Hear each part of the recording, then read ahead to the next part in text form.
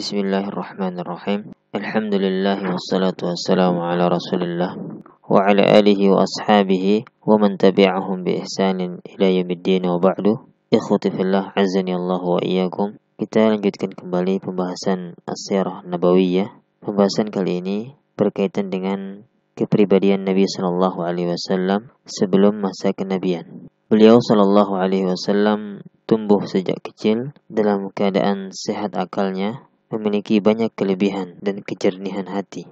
Maka beliau sallallahu alaihi wasallam pun berkembang memasuki masa muda dan menjadi matang dewasa dalam keadaan terkumpul dalam diri beliau sallallahu alaihi wasallam segala sifat terpuji dan tabiat yang luhur. Beliau sallallahu alaihi wasallam merupakan sosok yang tinggi dalam pemikiran yang benar dan pandangan yang lurus, serta menjadi contoh puncak dalam akhlak yang mulia dan karakter yang baik, terutama dalam sikap, kejujuran, amanah, kewibawaan, keberanian, keadilan, kebijaksanaan, sikap menjaga kehormatan diri, zuhud, qanaah, santun, sabar, mudah bersyukur, memiliki rasa malu, menepati janji, rendah hati, dan suka nasihat menasihati.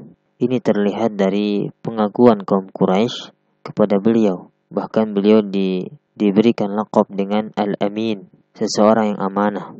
Begitu juga dilaqabi dengan seseorang yang jujur, sebagaimana yang nanti kita akan bahas ketika beliau sallallahu alaihi wasallam diperintahkan oleh Allah Subhanahu wa taala untuk memulai dakwah beliau dengan dakwah terang-terangan. Beliau memanggil semua kabilah-kabilah Quraisy atau suku-suku Quraisy. Ketika mereka semua berkumpul, Nabi sallallahu alaihi wasallam mengatakan kepada mereka, "Ara'aitukum law akhbartukum anna khailan bil wadi turidu an tughira 'alaikum akuntum musaddiqiyya?" Apa pendapat kalian jika aku mengabarkan kepada kalian bahwasanya di belakang lembah ini terdapat pasukan yang akan menyerang kalian? Apakah kalian percaya dengan perkataanku? Qalu na'am. Maka semua kaum Quraisy ketika itu mengatakan na'am, ya. Ma jarrabna 'alaika kadhiba qat. Kami tidak pernah mendapati dirimu berdusta sedikit pun. Hadis riwayat Bukhari.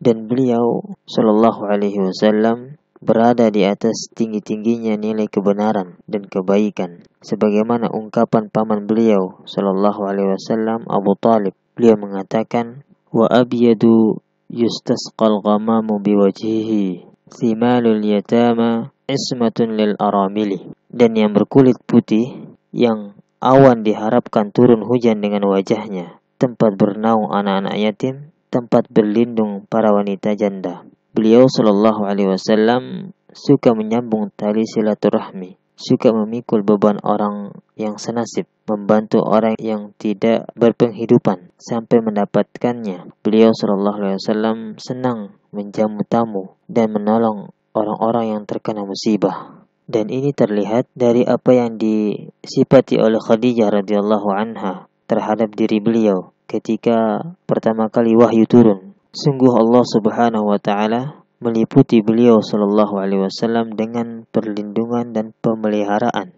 Allah Subhanahu wa taala menjadikan beliau benci terhadap khurafat dan kejelekan yang ada pada kaum beliau. Dan ini sebagaimana yang dikatakan oleh beliau sallallahu alaihi wasallam kepada Khadijah. Beliau mengatakan, "Ai Khadijah, wallahi la a'budul lata, wallahi la a'budul uzza abadan." Wahai Khadijah, demi Allah aku tidak pernah menyembah Al-Lata, dan demi Allah aku tidak pernah menyembah Al-Uzza selama-lamanya. Hadis riwayat Imam Ahmad. Dan beliau sallallahu alaihi wasallam tidak pernah menghadiri peringatan-peringatan terhadap berhala dan perayaan-perayaan kesyirikan. Beliau sallallahu alaihi wasallam juga tidak pernah makan dari sesembelihan untuk berhala atau persembahan kepada selain Allah Subhanahu wa taala. Beliau sallallahu alaihi wasallam pun tidak pernah tahan mendengar sumpah demi Latta dan Uzza, terlebih-lebih lagi untuk menyentuh berhala-berhala tersebut atau taqarrub,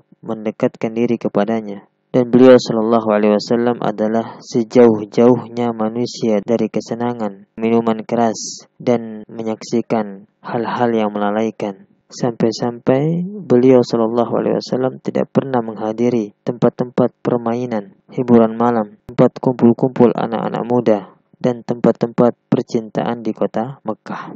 Nabi sallallahu alaihi wasallam telah mengabarkan bahwasanya beliau pernah memiliki keinginan untuk menyaksikan hiburan malam 2 kali, akan tetapi Allah Subhanahu wa taala menjaga beliau, yang mana Allah Subhanahu wa taala menjadikan beliau tertidur ketika di perjalanan, sehingga beliau tidak sempat menyaksikan dan ikut pada hiburan malam tersebut. Kemudian setelah itu Nabi Shallallahu Alaihi Wasallam tidak pernah sama sekali memiliki keinginan untuk hal-hal tersebut. Sebagaimana yang beliau sebutkan, kata beliau, "Fawallahi ma hamamtu ba'dahuma bisu'in mimma ya'maluhu ahlul jahiliyah hatta akramani Allahu binubuwatihi." Demi Allah, aku tidak pernah memiliki keinginan buruk setelah 2 kali tersebut, sebagaimana yang dilakukan oleh orang-orang jahiliyah, sampai aku dimuliakan dengan kenabian. Hadis riwayat Ibnu Hibban dalam sahihnya. Semoga bisa dipahami. Wa sallallahu ala nabiyyina Muhammad wa akhiru da'wana alhamdulillahi rabbil alamin.